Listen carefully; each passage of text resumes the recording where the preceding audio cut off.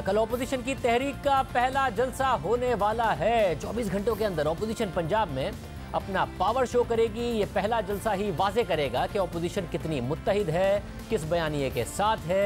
तैयारियां शुरू हो चुकी हैं। ऑपोजिशन ने हुकूमत पर दबाव बढ़ाना भी शुरू कर दिया है। तमाम बड़ी छोटी ऑपोजिशन जमातों की क़यादत कल गुजरांवाला के लिए निकलेगी। कल नून लीग की नायब सदर मरियम नवाज जाती उमरा से जलसागाह के लिए रवाना होंगी।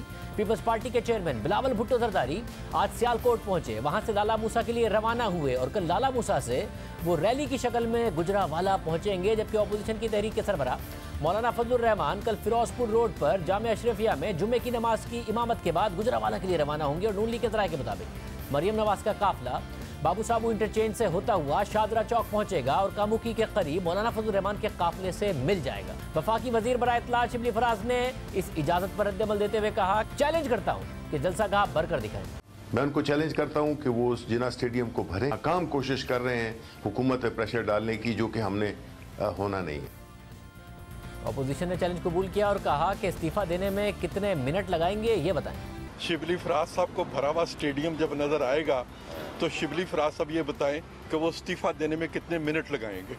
क्राउड लाना हुकूमत के लिए चैलेंज है। इस वक्त गुजरांवाला में जिना स्टेडियम में जलसागाह में क्या सूरत हाल है? जलसागाह में मौजूद हमारे नुमाइंदे राना अंसर हमारे साथ मौजूद है। राना, इस वक्त क्या तैयारियां हो रही हैं, क्या स्ट्रेटजी है ऑपोजिशन की? जी शाहज़े, मैं इस वक्त जिना स्टेडियम गुजरांवाला में मौजूद हूँ, जहाँ पाकिस्तान डेमोक्रेटिक मूवमेंट कल अपना जलसा करने जा रही है। यहाँ पर तकरीबन 20,000 अफराद के बैठने की गुंजाइश मौजूद है। तो इसका मतलब ये है कि अपोजिशन जमातों ने अगर इस जलसागाह को भरना है, इस स्टेडियम को कल भरना है, तो 25,000 से ज़ायद अफराद को उन्हें जलसागाह तक लाना होगा। नून लीग के जो कायदीन हैं, राना सनाउल्लाह, मरियम औरंगज़ेब, जावेद लतीफ़, परवेज़ रशीद, वो भी गुजरांवाला रोज़ाना आ रहे हैं। कॉर्नर मीटिंग से ख़िताब किया जा रहा है, अपने कारकुनों को मुतहर्रिक किया जा रहा है। मौलाना फजलुर रहमान की जो जमात है उनके भी यहाँ पर काफ़ी कारकुन हैं। इसी तरह पीपल्स पार्टी के कारकुन भी यहाँ पर मौजूद हैं। तो शहर की सियासी सूरत हाल जो है वो जो सियासी पारा है वो हाई है। अब देखते हैं कि क्या कामयाबी हासिल होगी। ख्वाजा आसिफ साहब हमारे साथ मौजूद हैं। ख्वाजा साहब बहुत शुक्रिया। ख्वाजा साहब, आमतौर पर देखा गया है कि जब बहुत सारी पार्टियां मिलकर जलसा करें तो आमतौर पर एक दूसरे पर रिलाय करने लग जाती हैं कि वो लेके आएंगे वो लेके आएंगे, और जलसे फ्लॉप भी हो जाया करते हैं। आपकी अपनी तैयारी है या आप भी मौलाना पर दूसरों पर रिलाय कर रहे हैं? देखिए, गुजरांवाला डिवीजन जो है ना, वो सारी की सारी अल्लाह के फजल से PMLN ने पिछले इलेक्शन में बावजूद तमाम तर हालात के वाकयात के हमने जीती हुई है। एक जलसा 2012 में मियां नवाज शरीफ साहब ने यहाँ पे इसी स्टेडियम में एड्रेस किया था। मैं वहाँ पे मोटरसाइकिल पे पहुंचा था। मैं अपना काफिला लेके जो है गुजरांवाले शहर में एंटर हो गया था, लेकिन जलसागाह में नहीं, मेरी जगह नहीं थी। और मैं मोटरसाइकिल पे वहाँ पे पहुंचा और बड़ी मुश्किल से मैं स्टेज तक पहुंच सका। मुझे आज भी याद है। तो ये जोश व खरोश जो इस वक्त नजर आ रहा है, ये उस वक्त से बहुत ज्यादा है। वो एक पार्टी का शो था, PMLN का शो था, जिसको मियां नवाज शरीफ साहब ने एड्रेस किया था।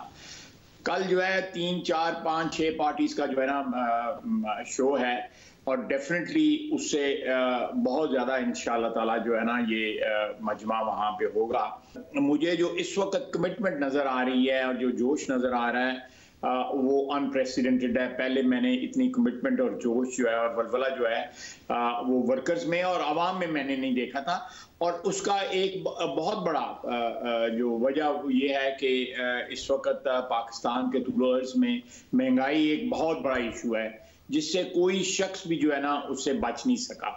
एक आम आदमी जो है गली मोहल्ले में या किसी गांव में रहने वाला, कोई रेडी वाला या गाड़ी वाला या कोई अमीर आदमी भी जो है, हर शख्स जो है उससे इफेक्ट हुआ है। और ये इस गवर्नमेंट के खिलाफ जो सबसे बड़ी ग्रीवियंस जो है, और पिछले 2 साल में जो इनकी अनपॉपुलैरिटी जो है बिल्टअप हुई है, कि ये एक लाइबिलिटी बन गए हैं, नेशनल लाइबिलिटी बन गया है इमरान खान जो है इस वक्त। जो लोग इसको सपोर्ट कर रहे हैं, जो लोग इसको वोट किया, जिन लोगों ने, जो लोग इसके हमायती थे, जो इसकी तब्दीली का कॉन्सेप्ट जो है, जो सो कॉल्ड आइडियोलॉजी है, उसको सपोर्ट करते, वो अब डिसोन कर रहे हैं या कम से कम मायूस हो के जो है ना वो घर बैठ के हैं। He has disappointed everybody। इस वक्त जो है आप इनकी अपनी कैबिना में देख लें, अपनी पार्टी में देख लें, वो एक तज़ब्ज़ब का आलम है। वो कल जो है इन्होंने सेशन बुलाया है। सेशन जो था वो मंडे को था। कल बुलाया है कि अपोजिशन नहीं होगी और मौसूफ आगे तकरीर कर देंगे। जिस बंदे में इतनी जुर्रत नहीं है इतना कॉन्फिडेंस नहीं है कि वो अपोजिशन की मौजूदगी में बैठ के तकरीर कर सके या अपोजिशन के सामने खड़ा होकर तकरीर कर सके, उसका क्या उसका इसका मतलब है कि खुद उसको भी इस बात का एहसास है कि मैं कुछ शक्ल नहीं दिखा सकता अपनी, ना पार्लियामेंट में ना पार्लियामेंट के बाहर। आए कंटेनर लगाए ना डी चौक में और फिर जलसा करके देखे या कहीं और जलसा करके दिखाए, तो ये लगेगा कि इसकी क्या इस वक्त औकात है। तो ख्वाजा साहब, अब ये एहसास है नून लीग में कि जो महंगाई है वो ही हमारा थीम होगा, वही बयानिया होगा, या फिर वो जो बयानिया है वोट को इज्जत और जो दूसरे मामलात हैं, इदारों की मुदाखलत, उस पर भी फोकस होगा? क्योंकि ज़ाहिर शहबाज शरीफ साहब अब जेल में हैं और अगर नवाज शरीफ साहब तकरीर करते हैं, मरियम नवाज साहिबा लीड करती हैं, तो फिर एक ही बयानिया जाएगा। आपकी जमहूरी पार्टी है, उस बयानिया से इख्तलाफ रखने वाले भी लोग हैं, मगर पार्टी में क्या फिर एक ही बयानिया जाएगा या महंगाई के ऊपर यही थीम होगा आपका?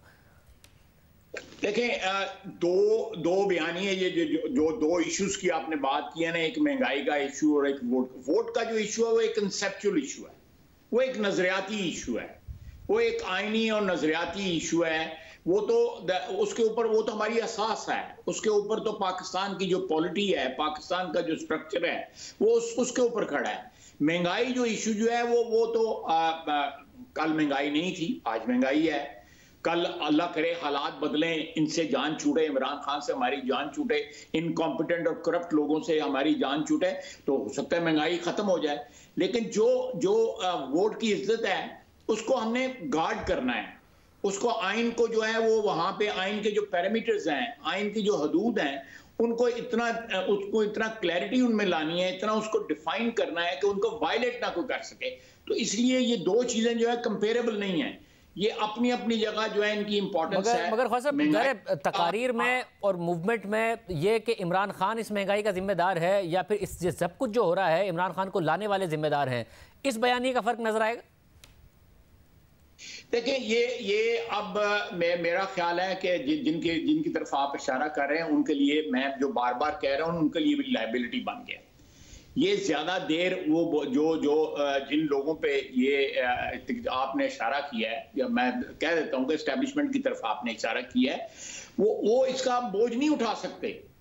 ये बंदा, इसकी इनकॉम्पिटेंस, इसकी करप्शन, इसकी टीम की करप्शन, इसके साथ जो लोग हैं उनकी, अब देखे ना, वो वकार मसूद साहब जो हैं उनको ले आए, वो फाइनेंस सेक्रेटरी थे इसहाक डार, उनको ले आए हैं और साथ हमारी इकोनॉमी को गालियां देते हैं कि जी आपने बर्बादी कर दी।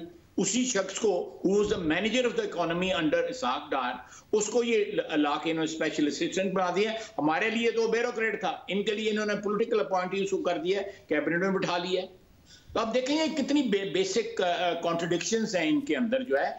ये दिवालिया हैं, ये हर लिहाज से दिवालिया हैं, नजरियाती तौर पे दिवालिया हैं, इखलाकी तौर पे दिवालिया हैं, कानूनी और हर लिहाज से ये दिवालिया हैं।